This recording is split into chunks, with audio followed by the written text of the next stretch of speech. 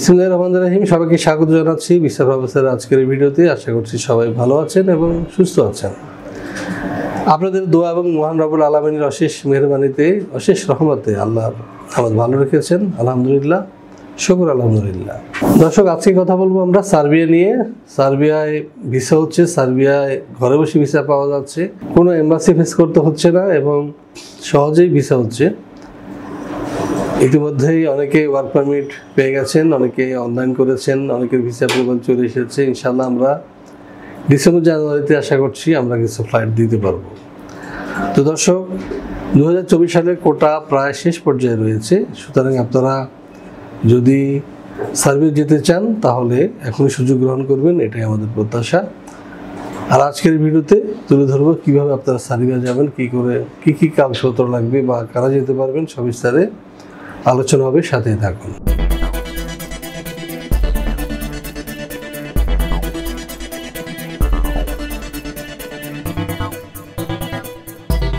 দর্শক, শুরুতে বলেছি আজকের আলোচ্য দেশ সার্বিয়া। এখন প্রশ্ন হচ্ছে যে সার্বিয়াটা কেমন দেশ, চলুন দেখে আসি একটা হাইলাইটস ভিডিও। দক্ষিণ পূর্ব ইউরোপের একটি স্থলবেষ্টিত দেশ সার্বিয়া। দেশটির উত্তরে হাঙ্গেরি, পূর্বে রোমানিয়া ও বুলগেরিয়া, দক্ষিণে আলবেনিয়া ও ম্যাসিডোনিয়া এবং পশ্চিমে মন্টিনিগ্রো, ক্রোয়েশিয়া, বসনিয়া ও হার্জেগোভিনা অবস্থিত। দেশটির রাজধানী বেলগ্রেড। সার্বিয়ার আয়তন 88,361 বর্গ কিলোমিটার। 2018 সালের এক হিসেব অনুযায়ী দেশটির জনসংখ্যা 87,62,000-এরও অধিক। সার্বিয়ার অফিসিয়াল ভাষা সার্বিয়ান। দেশটির 80% অধিক মানুষ এই ভাষায় কথা বলে।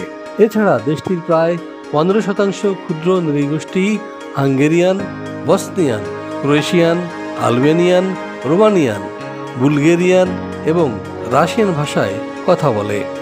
সংবিধান অনুযায়ী সার্বিয়া একটি ধর্মনিরপেক্ষ রাষ্ট্র, যেখানে বসবাসকারীরা তাদের ইচ্ছা অনুযায়ী ধর্ম পালন করতে পারে। তবে দেশটির 84% মানুষ খ্রিস্টান। এছাড়া রোমান ক্যাথলিকদের সংখ্যা মোট জনসংখ্যার 6% এবং মুসলিম 3%। অন্যান্য ধর্মের রয়েছে আরও 7%। হ্যাঁ দর্শক, দেখে আসলাম কেমন দেশে সার্বিয়া। এবার আমরা জানবো সেখানে জেনারেলি কী ধরনের কাজ রয়েছে। চলুন দেখে আসি একটি ভিডিও প্রতিবেদন থেকে। ইউরোপের স্বাধীন রাষ্ট্র সার্বিয়া বলকান রুটের প্রধান ট্রানজিট দেশ হিসেবে পরিচিত।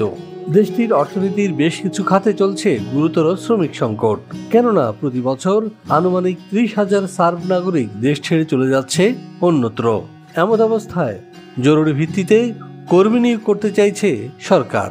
গণপরিবহন, নির্মাণ ও হোটেল রেস্তোরাঁ সহ বেশ কিছু খাতে হন্যে হয়ে কর্মী খুঁজছে সার্বিয়ার নিয়োগকর্তারা। পর্যাপ্ত কর্মী না থাকায় ঝিমিয়ে পড়েছে পরিচিত এসব খাত।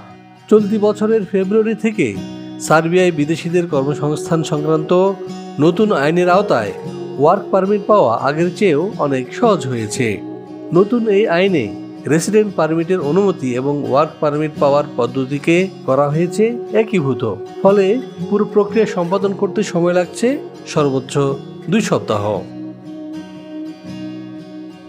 দর্শক, দেখে আসলাম কি কি কাজ রয়েছে সার্বিয়া। এবার আমরা যেটি জানবো সেটি হচ্ছে যে সার্বিয়ার এসব কাজ করলে আপনারা বেতন ভাতা কী পেতে পারেন বা কী কী সুযোগ সুবিধা রয়েছে। চলুন দেখে আসি আরও একটি ভিডিও প্রতিবেদন। সার্বিয়ার বিভিন্ন সেক্টরে সাধারণত বেতন ভাতা হিসেবে যা দিয়ে থাকে এর মধ্যে রয়েছে যেমন রিসেপশনিস্ট 75,000 থেকে 90,000 টাকা, ওয়েটার বেতন পাচ্ছে 80,000 থেকে 1 লাখ টাকা, ডেলিভারি ম্যানের বেতন 80,000 থেকে 1,20,000।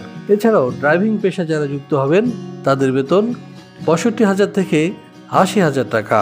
এছাড়াও রয়েছে কনস্ট্রাকশন শ্রমিক, যারা বেতন পাচ্ছে 70,000 থেকে 90,000 টাকা পর্যন্ত এবং ইলেকট্রিশিয়ানের বেতন 65,000 থেকে 90,000। এছাড়াও রয়েছে সার্বিয়ার শ্রম আইন অনুযায়ী অন্যান্য সুযোগ সুবিধা। হ্যাঁ দর্শক, দেখে আসলাম কি কি কাজ রয়েছে সার্বিয়ায়। এখন প্রশ্ন হচ্ছে আপনার ডকুমেন্ট কি প্রয়োজন হবে বা কারা যেতে পারবেন, এ বিষয়ে জানতে চলুন দেখে আসি আরও একটি ভিডিও প্রতিবেদন। সার্বিয়া যেতে হলে আপনার শিক্ষাগত যোগ্যতা হবে ন্যূনতম এসএসসি, বয়সসীমা 18 থেকে 45। যে কোনো কাজে হতে হবে পারদর্শী।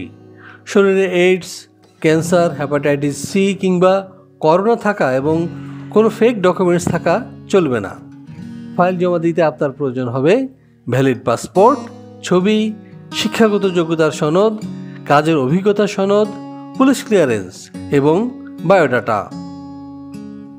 হ্যাঁ দর্শক, জানলাম কী কী ডকুমেন্টসের প্রয়োজন হবে সার্বিয়া যেতে। মিনিমাম 8ম শ্রেণী পাস হলে চলবে এবং আপনার পুলিশ ক্লিয়ারেন্স, এনআরই জন্ম নিবন্ধন, পাসপোর্ট হলে আপনি যেতে পারবেন সার্বিয়া।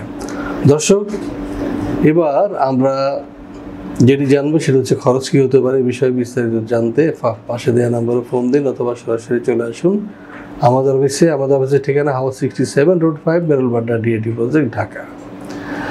তো দর্শক, আশা করি আপনারা বিস্তারিত তথ্য পেয়ে গেছেন এবং অফিসে এসে কথা বলবেন, এটাই ভালো হবে আপনাদের জন্য। ফোনে সব সময় সব কথা বলা যায় না, পরিবেশও তেমন থাকে না।